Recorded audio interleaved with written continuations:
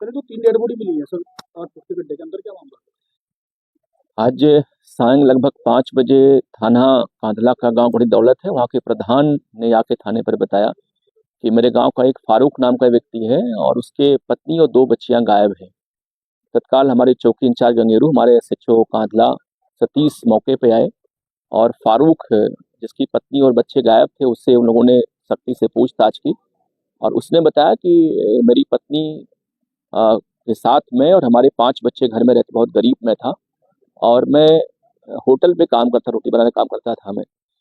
हमारी पत्नी विगत 1 महीने पहले, चूंकि मैं गरीब था और हमारी शादी मंसूरपुर मुजफ्फरनगर में हुई थी, वो हमसे कुछ पैसे मांग रही थी। इसको लेकर हमारा विवाद हो गया था और बिना वो बुर्का और नकाब के अपने मैके चली गई अपनी छोटी बच्ची को लेकर के।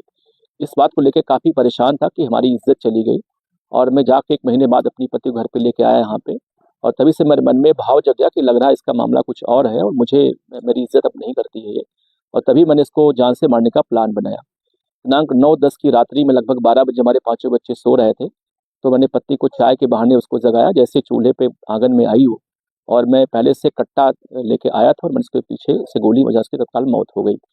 गोली की आवाज़ सुन के हमारी जो बड़ी बेटी, जिसकी उम्र 14 साल थी, वो भी उठ के चली आई। हमने उसको पीछे से गोली मारी, उसकी मौत हो गई।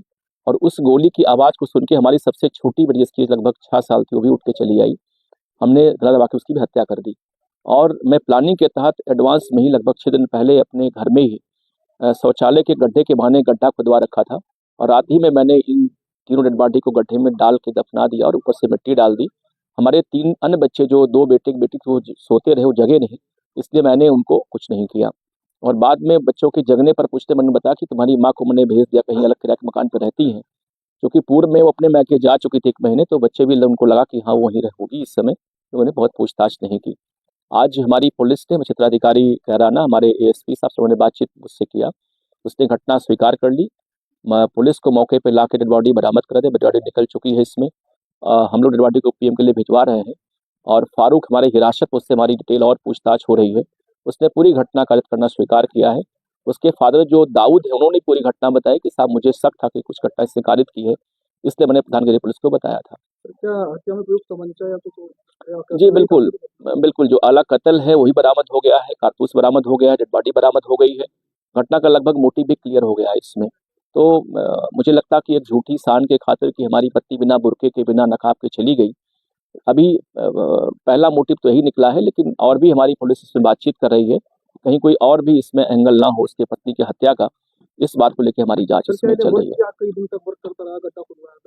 मैंने आपको बताया कि चूंकि इसकी पत्नी 1 महीने पहले ही इसे झगड़ के चली गई थी यहाँ से, और तभी से इसके मन में भाव जग गया कि इसको लौट के आने पर इसकी मैं हत्या करूंगा मैं।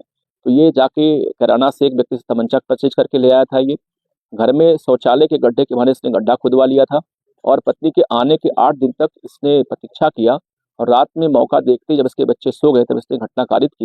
लेकिन दुर्भाग्य से इसके 2 बच्चे जग गए और अब घटना का भेद न खुले, इसलिए इसने दोनों बच्चों की इसने हत्या कर दी थी।